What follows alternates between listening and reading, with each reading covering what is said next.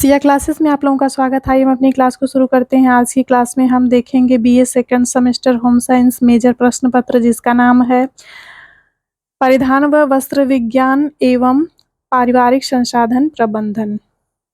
तो आज की क्लास में हम लिनन की रासायनिक विशेषताओं को जानेंगे। इससे पहले की क्लास में आपने लिनन का जो रेशा है उसकी भौतिक विशेषताओं को जाना, तो आज की क्लास में लिनन की रासायनिक विशेषताओं को हम लोग कवर करेंगे। तो चलिए क्लास को शुरू करते हैं और देख लेते हैं लिनन के रेशे की जो रासायनिक विशेषताएं हैं।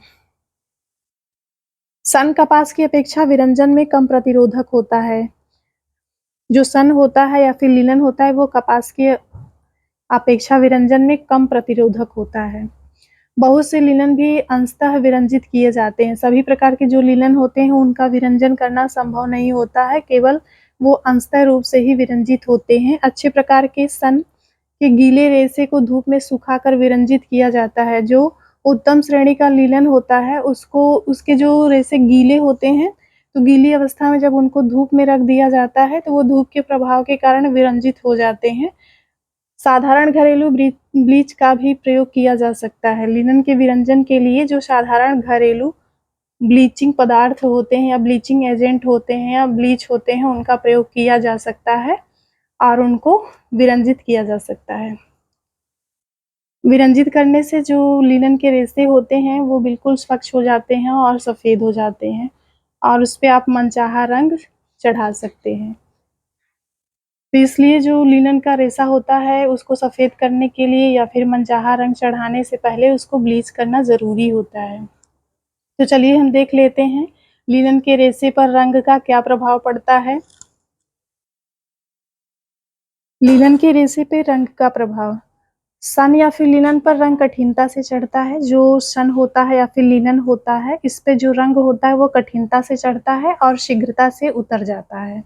इसकी ये खासियत होती है कि जो लिनन का रेशा होता है उस पर रंग तो कठिनता से चढ़ता है लेकिन शीघ्रता से उतर जाता है।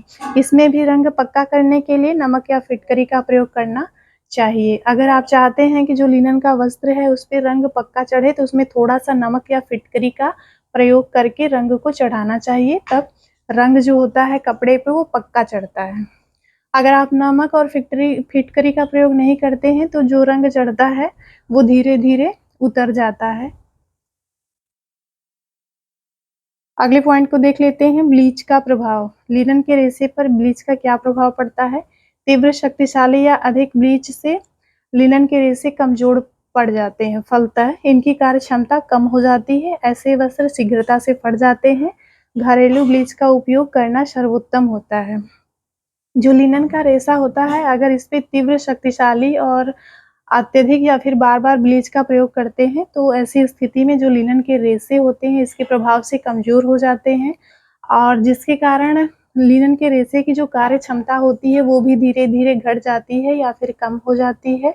ऐसे वस्त्र जिन पर ब्लीच का ज़्यादा प्रयोग किया जाता है वो बहुत जल्दी ही फट जाते हैं। इसलिए कोशिश करना चाहिए कि जो लिनन का रेशा है उस पर घरेलू ब्लीच का ही प्रयोग किया जाए, जो कि लिनन के रेशे के लिए अच्छा होता है। अगले पॉइंट को जान लेते हैं, पसीने का प्रभाव।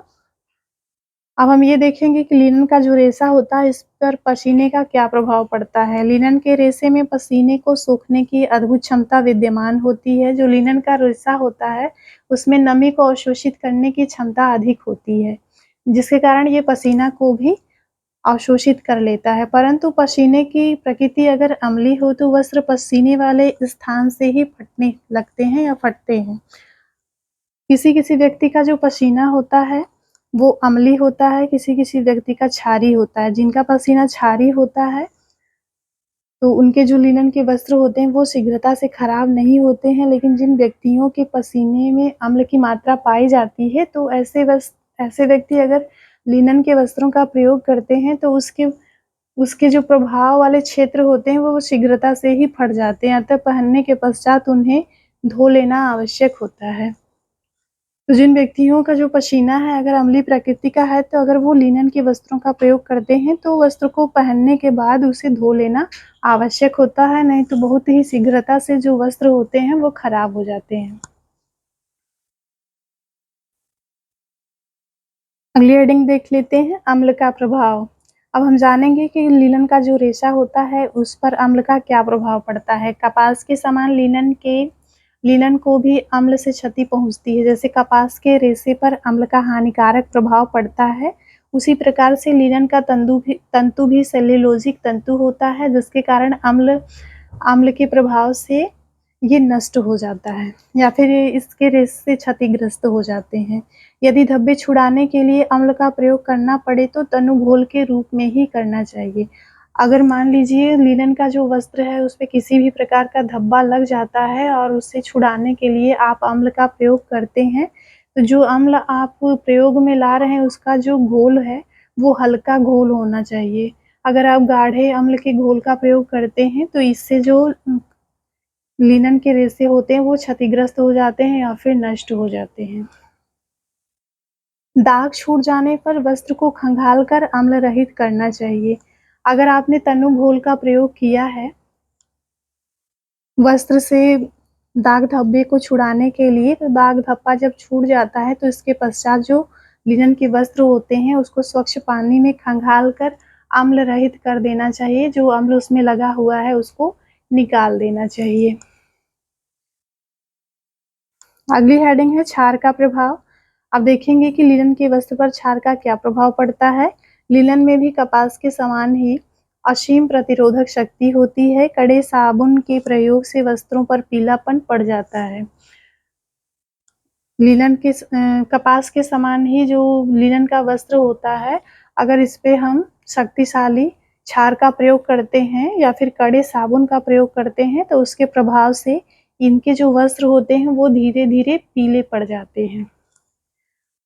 अगला है वस्त्र की चमक, खूबसूरती, सौंदर्य व कोमलता को बनाए रखने के लिए नरम एवं मृदु प्रकृति के साबुन से ही धोना उपयुक्त रहता है। अगर आप चाहते हैं कि जो लिनन का वस्त्र है उसकी मजबूती बनी रहे, उसकी चमक बनी रहे, उसका सौंदर्य बना रहे, उसकी कोमलता बना रहे, तो इसके लिए ज़्यादातर जो मृदु जल होता है उसका प्रयोग करना चाहिए और अच्छे साबुन का प्रयोग करना चाहिए। इससे उसकी मजबूती, सौंदर्य और चमक बरकरार रहती है। अगर आप ऐसा नहीं करते हैं तो धीरे धीरे उसकी जो क्वालिटी होती है, गुणवत्ता होती है, उसमें कमी आने लगती है। तो आज की क्लास यहीं पे समाप्त होती है।